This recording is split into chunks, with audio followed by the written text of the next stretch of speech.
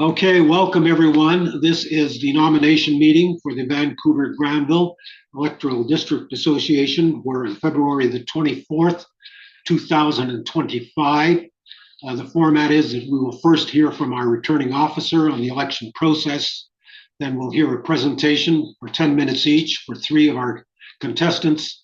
And then we'll have a question and answer session where each contestant gets the opportunity to respond to a question, and we've allowed roughly 20 minutes for that.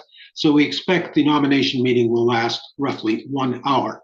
Thank you for joining us, and let me go straight ahead and ask our returning officer to describe the election process. This is Judy Zajeczkowski.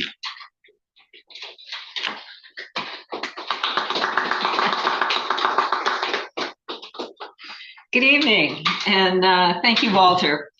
My name is Judy Zajeczkowski, and I'm the returning officer for the electoral district here. We have identified 77 members of the Electoral District Association who are eligible to vote for the selection of the federal Green Party candidate. In order to vote in this nomination process, you must live in the Vancouver Granville district. You must be a member of the federal Green Party on or before September 17th, 2025, or be a lapsed member who has renewed membership within the 90-day grace period and no later than February 24th, 2025, or today. Eligible voters will receive a ballot by email at 9 o'clock tonight. Voting will open at this time and will close 2 days later at 9 p.m. Pacific on February 26th. If you believe you're eligible and have not received a ballot, please contact me by email at vangrangreenparty@gmail.com. Vangrangreenparty. Didn't I say that? No? You missed one. At Gmail. vangrangreenparty@gmail.com with a capital V for Van, capital G for Gran, capital G again for Green, and capital P for Party. We will have that on the Zoom chat link so you can see it. The vote will be conducted online using a secret preferential ballot on which you can make up to 1 to 4 randomized or rated choices. So you can vote for 1 person, 2 people, 3 people, or 4 choices, rank order, but you do not have to rank order all 4. In the event there is a tie in the tally of the votes, which identifies the final set of contestants, the returning officer shall order a new round of voting to take place between the final nomination contestants. In the event that none of the above is a winning choice, no candidate shall be fielded for the electoral district. However, I'm very sure that will not happen. You will receive a report of the voting results by email after February 26th. In the ballot message, there will be a link to a page containing a statement from each of the 3 contestants. Each has provided contact information if you wish to contact them with additional questions. There will also be a link to a site where you will be able to view online video of the presentations which the 3 contestants will be making this evening, along with their answers to questions from the members. The video shall be posted shortly after the nomination meeting this evening. Instructions for casting your vote are given on the ballot itself. Use the buttons to add choices to the ballot, then drag to arrange them in your order of preference, with your most preferred at the top of the list and your least preferred at the bottom, or you don't have to rank all 4. Just pick 1 or 2 or 3, whatever you prefer. The choice list in alphabetical order is Jerry Kroll, Patrick Novak, Imtiaz Popat, and none of the above. You will have the option also to submit an empty ballot. This will be interpreted as an abstention and will not be counted as a vote. So the instructions are to double check your ballot before you click the vote button to cast your vote. The results will be announced on February 27th, 2025 by email to all eligible members on our social media site. I will be happy to answer your questions. You can ask by email, again, at vangrangreenparty@gmail.com. The email address will also be posted on the Zoom chat during the nomination meeting. And is there any other questions or comments before we move on? I think Walter has extra questions. Oh, but not right now. This for after the presentations. Okay, thank you. Walter, back to you. Thank you, Judy. Thank you.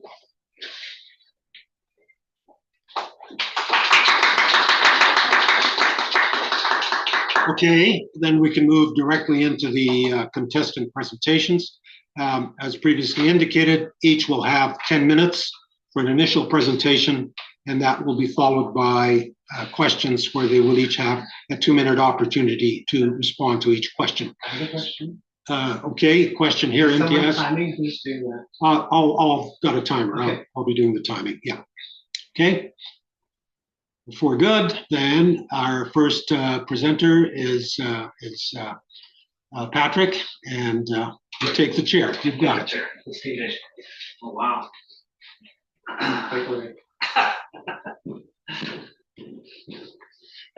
I did not come prepared for a 10-minute presentation, but I'm happy to speak about myself and what brought me to this process, and then hopefully cede to the other members. But I remember a few big things that have brought me to the process of politics, and was mentioning it earlier is when I was around my son's age, oldest son at 14, a friend and I tried to petition the government at the time through a project that we did at school. I think we were 14, and we were trying to advocate that young people should have a right to vote. And it was with an attempt that we as children were the most impacted by any policy decisions that were made. And funny enough, I think about that process, and I just had a young daughter that was born in January. And I think about our kids and a lot of not just saying what makes a difference, but actually the action behind it. And so when I talk to anyone, but definitely to the only people that listen to me now are my children, because they have to. They ask a lot of good questions, and I think that that's the engagement process that brought me here today. And through my life, I am a chemist and geneticist by trade, and also a computer programmer. So I did a lot of technical jobs. But I've always been involved with advocacy. My parents were involved with anti-nuclear activism when we were young, and I remember watching Helen Caldicott and Wynne Dyer speaking at conferences about the importance of action. And one book that I was given when I was young was called The 100th Monkey.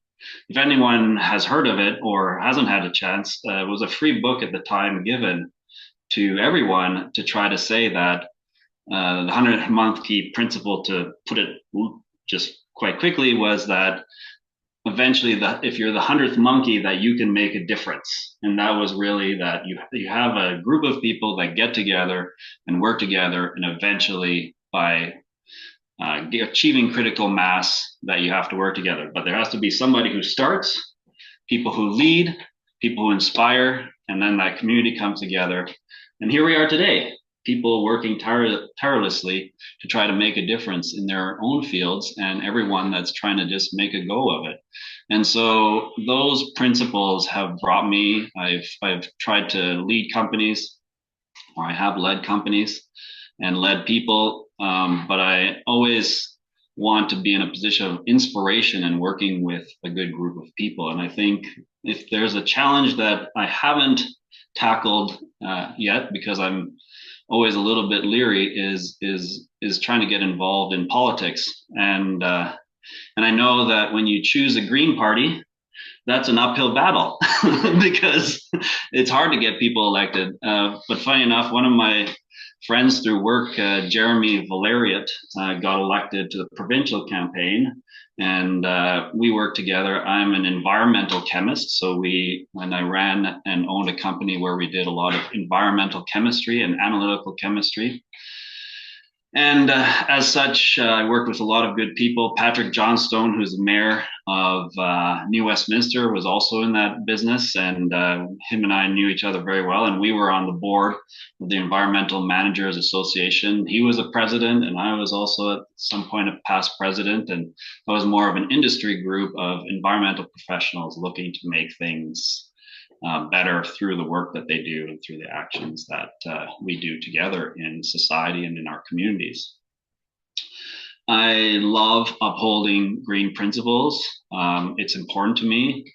And one of my most impactful moments and also proud moments for me personally was I was presenting some science that I had been working on through the company, but I was at a conference in Banff, and I was presenting this conference, but I always say the keynote speaker of that conference was Jane Goodall.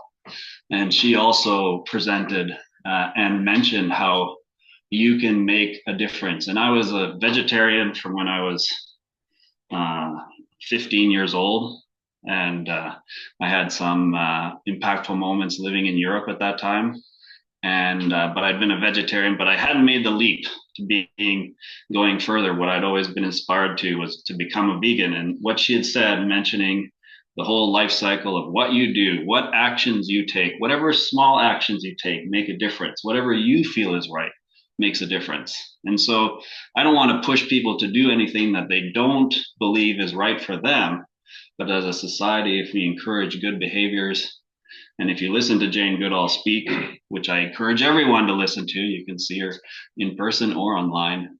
It's very inspiring, and she, as well, but especially my children, are my greatest inspiration. I often say, and I'll leave with this, that the person that has taught me the most in life has been my oldest son, because he's been around the longest. But kids teach you a lot about, why can't it be like that? Why can't things be the way that they are? And I was listening to, weirdly enough today, Jeffrey Sachs speaking, and he said that his wife says he's wrong whenever he says that people are acting like children, because he says that's an insult to children, she says. And I agree that usually when children fight, they eventually hug and make up and move on. And I think that that's something that I believe in, is the tenets of forgiveness and working together. And so I'll leave it at that. I think we speak at I'll cede my time. I learned that from a young age, if you let me speak, I could speak for hours. So I don't need to say more. I think I covered some topics and I can answer some questions. But through my life, I've always tried to be true to my principles, and thankfully, those have always led me in a green direction. I'm not perfect, and I'm always willing to learn, and I'll keep learning always. Excellent. Thank you. Thank you. Stand the chair. We'll give you some questions. Do you have questions first? Later. Oh, sorry. After. That's fine. Okay. Imtiaz Popat has the floor. Here's Imtiaz. Thank you.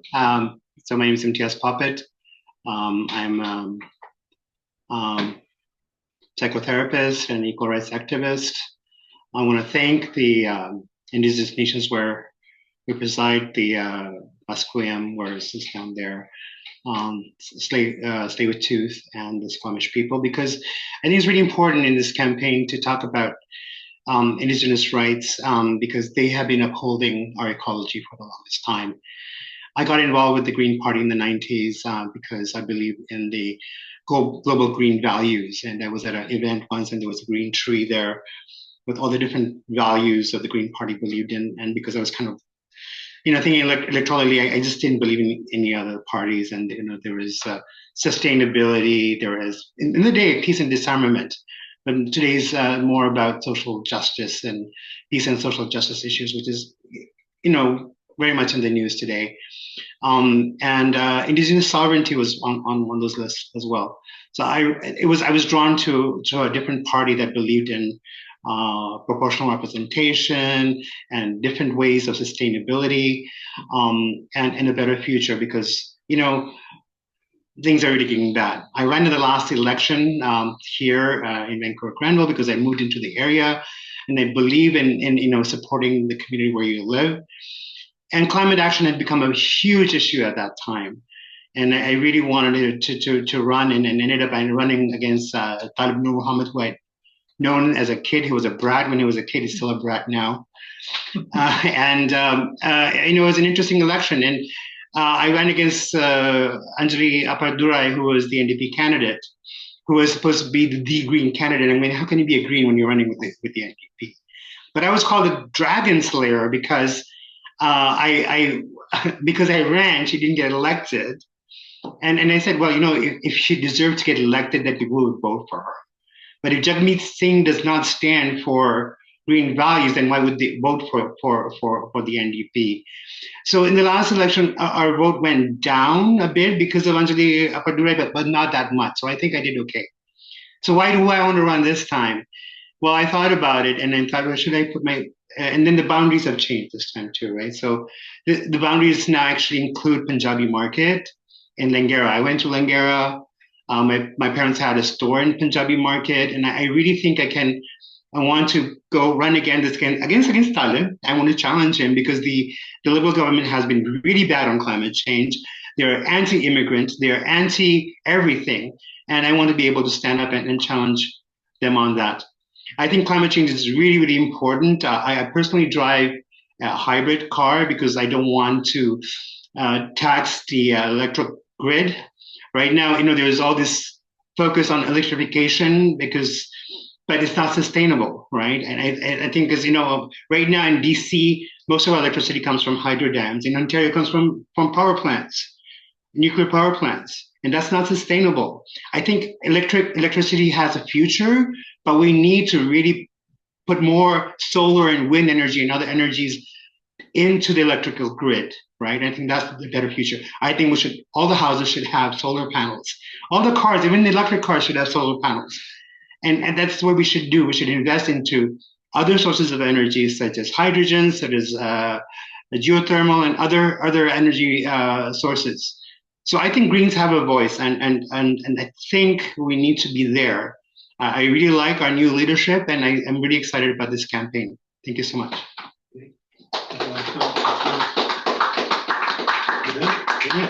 Okay, thank you.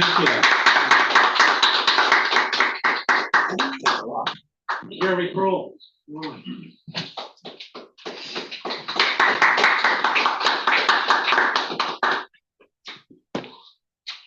Am I allowed to start with some questions? No. Thanks, everybody. My name is Jerry Kroll from Vancouver. It's a pleasure to be here. Thank you, Walter, and everybody for the work they've done setting this up. As an aside, right off the bat, I was flying in Flair Airlines yesterday, and their corporate logo is eerily identical to the new Canadian Green Party logo. I don't know if anybody has flown on that. It's either a brilliant marketing strategy or we're going to be in trouble in the next little while. But it's the same logo. I entered this nomination contest to support the Green Party. At the time that I did, there was nobody nominated yet, and I'm really, really invested in the idea that more Green candidates need to be elected federally, provincially, and in the city all across the country. I think all three of the candidates here are excellent choices. So for the people voting, I don't think you can go wrong. I'm really, really pleased at what I've seen here. And I'll likely vote for one of the other two because that's just the way that I like to roll. Great guys. I was raised on a farm in Port Coquitlam. That's where I grew up, growing flowers. When I left home, I was an entrepreneur right off the bat, and I started an eco-clothing company with hemp clothing. That was a very big success, took that public, and it was taken over by some Adidas executives. And then my next one was an EV company, the Solo Car Company, which I began in Silicon Valley and then brought back to Canada. And that went public, very, very successful manufacturing initially in Canada, but there was no federal support for electric cars. So we had to offshore it to China, the United States, and now into Spain. Through that success as a public company, I was issued an outstanding and shocking tax bill of over $3 million. And that really hurt to see the Justin Trudeau government turn around and spend those tax dollars on the acquisition and expansion of the Trans Mountain Pipeline. That was the most painful irony, and it still hurts me today to see that. So that was the end of my belief that young Justin could do something. I think the most likely person to take over for Justin Trudeau would be Mark Carney, who has far greater environmental credentials and fiscal responsibility. And that would be a great step forward. I think having more Green Party members who understand environmental business, fiscal responsibility, and how we as a country can capture growth in the coming green economy would be a good segue, not just for the country, but also for a Mark Carney government to work with, holding accountable and all that. So that would fit really well. Again, I am so pleased to be here, being the only person thinking that this was going to be just myself here, seeing the other two fine gentlemen with great credentials also step up. I hope that every riding across Canada has this caliber of Green Party candidates. So with that, I'd like to thank you all. Go Green.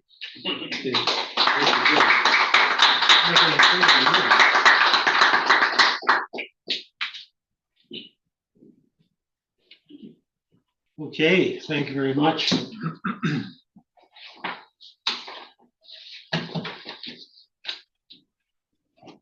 So Mark, do we have any questions in the email or the chat at this point? No. We have none in the chat. Let's go to the email. We have none in the email. Okay. Well, that puts the burden on me. Okay. And the people in this room. So I'll open the floor to questions. Would anyone like to pose a question to all three candidates? This is your opportunity. Judy, go ahead, please. No, I have a question. Can the candidates ask questions of each other? I think that's fair. That's a debate. But that makes it a debate. Yes, it does. But I guess we'll make sure that the question is not a personal question, but it's a question about general issues. Yeah. So the other two candidates running for the Green Party, if you were elected, what would the first thing you do on your first day in office? Okay, and we'll expect you to answer that as well. But I'm asking. We'll go. All three have to answer. Usually, if you ask it, you have to answer. Yeah. So, why don't you come here so we can see you clearly in the recording? So, Patrick, you're the first one to have a shot at that one. Yeah, it'll be the first. And would I be elected to a Green Party majority? Or Yes. You are the Prime Minister. I was Prime Minister as a Green Party What do you do your first day? candidate. Bang, you have all the power one day. Oh wow, that's a great question. Great fantasy for every Green Party member. That would be fantastic. I think for me, the responsibility would be to hear all voices that were either elected Green parties, but also were not voting for Green. And so I think it's important to try to bring people together. And then, funny enough, I'm going to say so I also have a certificate in blockchain technology through MIT. I got that because I want to try to learn about how the world's going to change. And I love learning. And I think that trying to engage the electorate, not just in the vote, but afterwards in deciding the path that we all agree to, not just in a campaign, but after, what do we think should be the real priorities that we all maybe debated, but then what are the real priorities that we feel? I think that putting in place a new way to engage all the electoral through every decision, not necessarily as a government, you form the government, so you do lead and you have to, but I think an engagement platform where you get constant feedback in a healthy way to encourage us to move in a direction that we're all participating in. So I think a good example is immigration. I don't feel that we voted for the immigration policies that are in place. 30 seconds. And I think that's a challenge from my perspective, that people feel disengaged with, oh, I didn't vote for that. I voted for maybe Justin or whoever you voted for, but then I didn't vote for those policies that seem to be forced on people. So I think a system that engages people would be the way that I would try to get people all together and celebrate moving forward in a great country of Canada. Okay, thank you, Patrick. Imtiaz, we'll go with that one. Should I stay close? You can. Yeah, that's a good idea. Yeah. That's a good idea. I was going there too. Yeah, that's a great answer, Patrick. I mean, yeah, if I was elected as a Green MP, I think we need more Green MPs and so on. And I guess I'm hoping that we'll be going to Ottawa as soon as possible to meet with the other Green MPs and talk about how we're going to go forward. But so just to add to what Patrick was saying, I think one of the things that what Talib does, who's our MP, he sends all these mail all the time and things like that. That's not engagement. I want to do more town halls, and I want to do, like, whether in person or online. I'm sure the Green Caucus will meet, but I agree with you. I think we need to listen to what people are saying. I think we need to engage people. And if you're a member of parliament, you're supposed to represent the people. So not just the party. And I think that's what I like about the Green Party, is that our party is not whipped, right? That we are bringing our experience and our learnings and all that to that. And Mike Morris is a great MP. Elizabeth's a great MP. And I think electing more Green MPs, and if I'm one of them, I will do the best to represent the people and the ideas that we have. Thank you. You have You said what they said. I'm going to sit over here. Okay. Here comes my standard. Great. So I'm going to answer my own question then. This is something that's near and dear to me. In 2020, we saw how quickly the country could react to the COVID crisis, how quickly airplanes were shut down, buildings were shut down to save and protect people. The climate crisis is no less serious. So on my first day in office, if I had the power, it would be to ban all use of non-essential fossil fuels right off the bat. And the balance of the quote unquote essential fossil fuel usage would have a 10-year grandfathering clause where they're on notice to transition however possible. And at the end of the 10 years, that's it for all fossil fuels. Great, thank you. Yeah, just because we'll be the best. I have a question. Sure. Go ahead. Many years ago, there was a government agency, Department of Consumer and Corporate Affairs, and they looked after consumers. We have nothing like that now. In fact, we have an age where artificial intelligence has completely killed customer service of any kind. How would you fix that? Whoa. Okay, Patrick.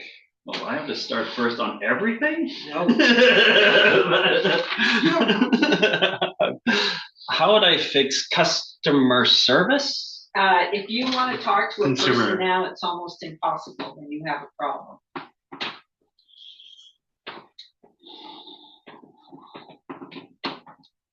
At the government level, At- or well, for people. For people, does the government put in policies where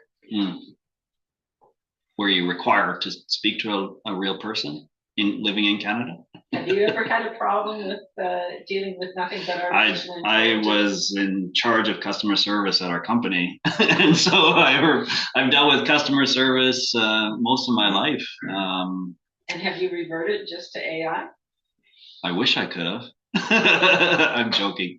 No, I think that I think that that's one of the ways that we distinguished ourselves in what we did, was that you could talk to people and deal with that. So I think that is the challenge, is human to human connection, and I think that's back to an engagement question, and I think again it would be great to hear. I'm struggling with, do I solve this problem, or do I engage people with how many people have this problem, and how do we solve that problem for that group?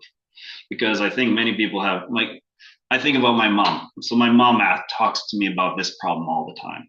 And so we talk about, well, just talk to me and I'll talk with them and I'll find a real person or something like that. But as a government, how would we do that? I think that solutions require thoughtfulness. And I think for the group of people, let's say the group of people that here's another kind of funny idea that I had, and I think it speaks to this, and so I'll try to just summarize it for individualized solutions. I think the reason that we have so many problems in government is that there's solutions that are made for people living in cities, and then there's solutions made for people that are living in rural areas, and I believe that we actually should have two types of government that should come together. And I think that that's where the solutions are, that you would have individualized solutions for the people that it matters most to. I think the generalized solutions may leave everyone frustrated. And I think that in your solution, that needs a specific group to be engaged with that. Sorry, I could go on this one because it's a complex problem. Okay, thank you, Mark. Thank you, Judy, for that question. It's a good question. I struggle with that all the time, with that TELUS and so on and things like that. And then usually there's an AI and we can send you an email. Would you like that kind of thing? No, I want to talk to a real person. So yeah, I would say that this is a policy issue. I would think there should be some legislation, because what's happening is, like, now we've got these tariffs and all these things. People have been losing their jobs, right? And now because of AI, the company's cutting back on real people to talk to. So I would create policy or legislation to say that no, we need to have real people talking to real people when it comes to customers, right? In terms of consumerism and technology and things like that. Because a lot of people, like older people, they can't deal with that. And AI is, I fear AI. I think AI can be great, or it can be horrible. So I think we need to really put the brakes on AI and make sure that we go properly and see how it's going to actually help us, rather than just jumping on things and not talking to people and not understanding my problem, because AI is not going to understand why I'm calling. I need to talk to a real person. Thank you. Thanks. Jerry, Okay. sure. Back in front of the camera. That's a great question about customer service, and it's a really easy one as well too. It's very dangerous to have government called on to mandate customer service. That's not the Canada we live in. It's a free market country with free market solutions that provide an opportunity for young people who are 14 years old to outdo the big corporations who don't have that kind of customer service. That's how I made a mark for myself as a young person. You leave it to the companies who understand what the people want, give them what they want, and win the customers away from the companies who aren't paying attention to them. This is no place for government to interfere whatsoever. Thank you. Oh,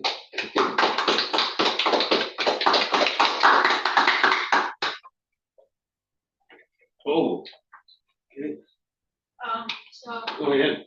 so all of your Speak up so we get you on Yeah. mic.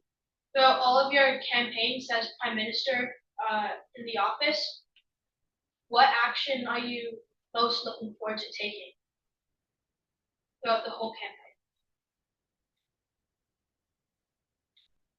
Want to repeat the question? I think try first. I don't want to go first.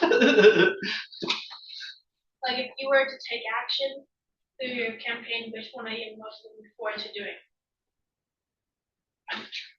Okay, sure, I'll go. I didn't say this in my thing, but I just recently, Justin Trudeau announced that he's going to focus on high-speed trains in Eastern Canada. Well, we're not Eastern Canada, we're Western Canada. I think high-speed trains is a good solution to get people around and things like that. There is a proposal that goes from Portland to Seattle to Vancouver, high speed, but that's sort of and then now fighting terrorists with the Americans, right? So, but I think that's a good thing. And I think if we get a train from Portland to Vancouver, we should extend that to Whistler, to Calgary, Edmonton, Saskatoon, Winnipeg, into Toronto. I think, we have high-speed trains in Asia, in Europe, everywhere, but we don't, this country was built on rail, and our rail is falling apart. And I think that we need to up the technology to get people around so we don't have to fly everywhere and make it more accessible for people to get from one place to the other. Thank you. Thank you. And this was if I was prime minister? Yeah. I think right now, assuming the election would happen in March or April, the most pressing issue that everybody has now, whether you're in a home or looking for a home or whatever, is food security. Mm-hmm. When you see a box of pistachios for $33 on a store shelf, there's a problem here. And I think right off the bat, I would ask for an investigation into why food insecurity is become such a crisis for everybody, what needs to be done, and to take immediate action to cut the price of good whole foods to everybody by 50%. There's no need for us to be spending 30 to 50% of our income on food for our families. There's a problem right now, and not enough people are talking about it.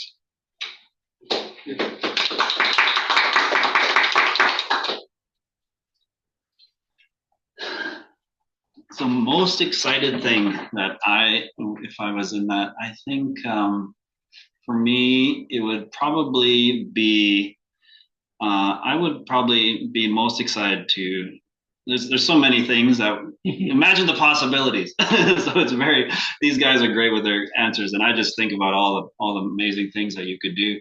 I'd say for me, it would be, I believe in no war and neutrality as a country. And I think that if I was a leader, I would work very hard to try to make Canada a very neutral party in the world stage.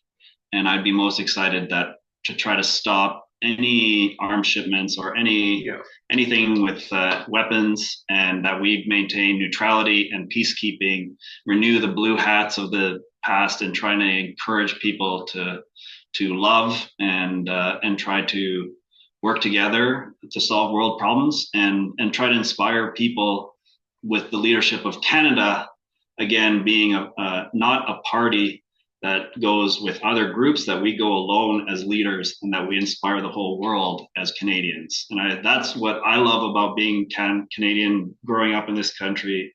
I've lived abroad, and Canada is usually regarded as such a great place. And I think that we need to preserve that. And we are the luckiest people being born here. It hits me hard when I see people in places suffering, like in the Middle East, or my partners from Ukraine. And you just can't imagine that when you live and grew up in Canada. And I would love to have Canada be what we are best. Thank you.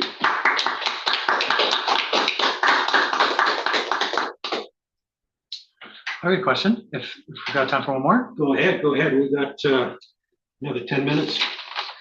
Okay, so time. my question for the three candidates is, if you are the one that wins the nomination, how are you going to win the riding? Okay. I know. Imtiaz is on his feet. I don't care who goes Yeah, first. well, again, thank you.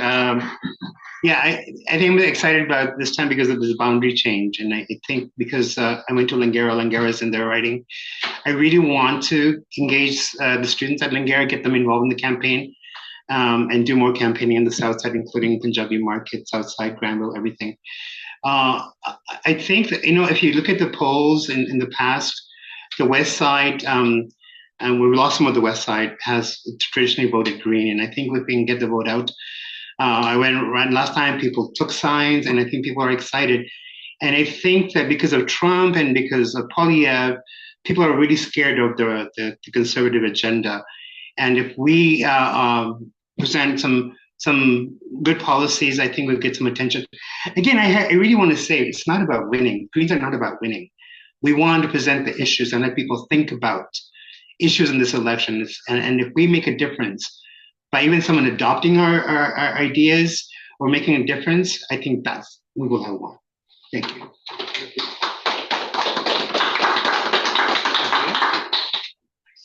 And you go first next time. All right. Respectfully, I disagree. It's all about winning. I'm just joking. I think for me personally, obviously engaging the people who have already run campaigns, but I'd probably first go to my friends Jeremy Valeria and Patrick Johnson, who have run successful campaigns in the local area, and they've been a part of this. And I already have people that I'm working with that are in the community and so to get to the perspective of people winning campaigns, and I probably, as much as I like door knocking is a piece, I think that through social media nowadays, I think I'm going to get a TikTok account or get a TikTok or Instagram or have those. Don't have a TikTok, but I do have Instagram. And I think trying to engage with a more public forum, I'm just conflicted. I don't want to have a TikTok, but I'm willing to engage and put myself out there and put the ideals of not just myself. I think that's a piece, but all the riding members and the green ideals, and then engage people with what they're really passionate about these times in food security, housing, First Nations issues. These are all important things that Greens need to push ahead and push people in that direction. But I do want us to win. And I think I didn't come into this to just I do things to win because I like winning and I want to make a difference. And I'm not just showing up not to make a difference. I'd like the Green parties to represent. I think what Jerry said about pushing the government, I think that's very important from all levels. Thank you.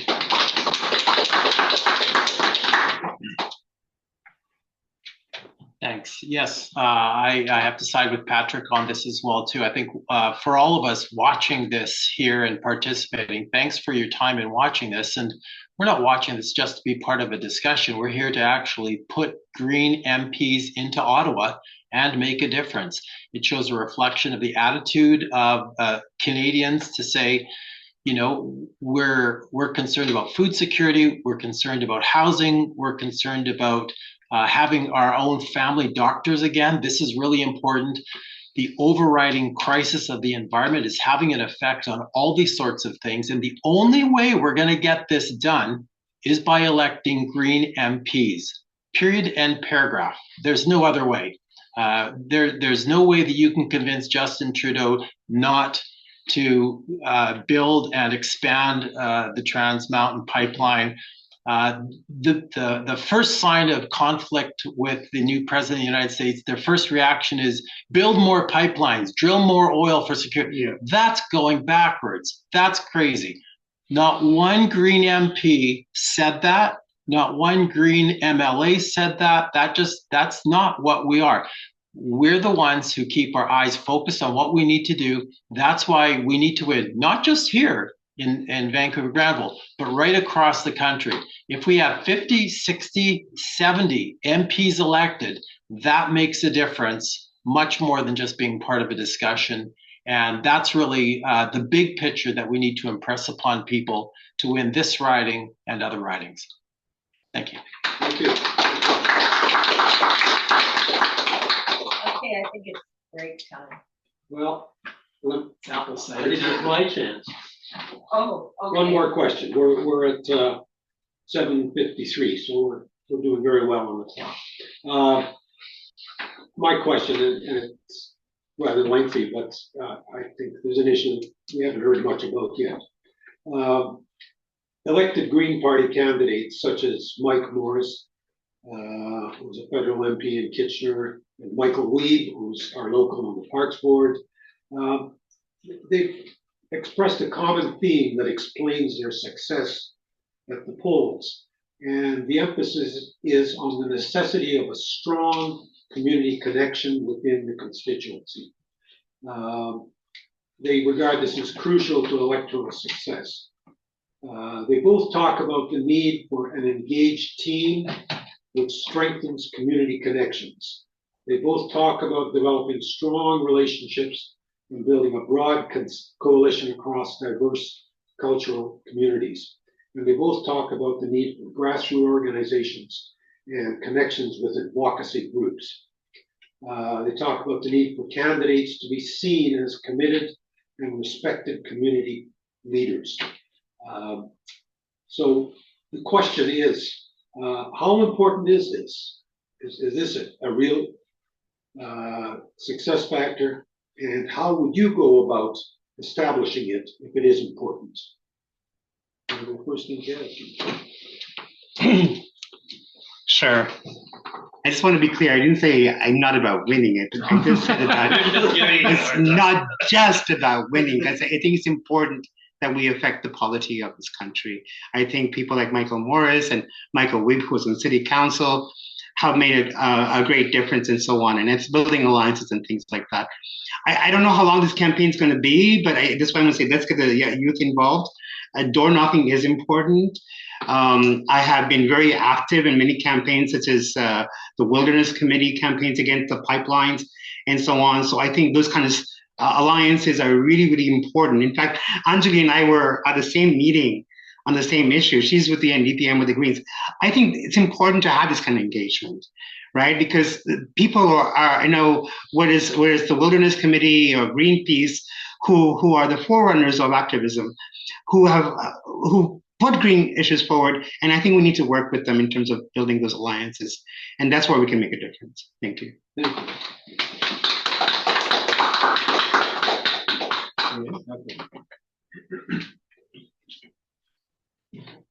Thank you for that question, Walter. That's a really good one. And I think if we were 20 years earlier, maybe there wouldn't have been as big of a push for people to support the Green Party. But now, with the fires you see in Los Angeles, the fires that you see in British Columbia, Lytton burning down, things like that, I think that support organization is creating itself to recognize the Green Party is the party that should be putting more people into Ottawa and getting that going. It's a case of the constituency moving to the Green Party and us being the kind of people that can work with them effectively to get into Ottawa and making sure that what is happening right now in the environment, that's the number one issue right now, is being addressed, and everything else, food security, housing, medical, it all trickles down from there. But the electorate itself is well aware of floods and things like that are happening at a shocking rate. 100-year floods happening almost annually. Yeah. That is what is driving the electorate to the Green Party, and we have to be here and ready to respond. Thank you. I think you have the last word. Oh, no. Very good. First and last. That's true. Both great answers. Thank you. And I'd like to expand on them. I won't repeat it. I think that it is absolutely incumbent to those words are, I think, almost like obvious. That's engaging with people. But I do think there's also a need to try to make the tent a little bigger, and so engage people outside of just green and what car you drive. Yeah. And so as a environmental scientist, most of what I did was testing water, air, food for environmental contaminants. And so it's not just about hydrocarbons, it's about your health and wellness overall. And so those, what you put into your body, what you breathe, and then I think the biggest one that often doesn't get talked about and probably should be a big part is our mental health, how we connect with each other, and how we resolve these systemic issues of how the discourse is. And I think that mental health and physical health, that we are mentally healthy, and the Green Party represents healthiness, not just green, that you planted trees or that you plant trees, or that these ideals are about our mental health, physical and societal health, and even business health. And I think that what Jerry brought up, I think is very important, is that we need healthy economies for everyone to be successful. And I think those are the principles. So I think connecting with that tent, those people of not just the Greenpeace, but other communities that wouldn't normally vote green, I think we need to expand on outside of just those people that would be green voters, and that we are about mental health, physical health, and societal health. And I think that is the green ideal that I stand for and I would advocate for. Great. And I think these two gentlemen would as well. So.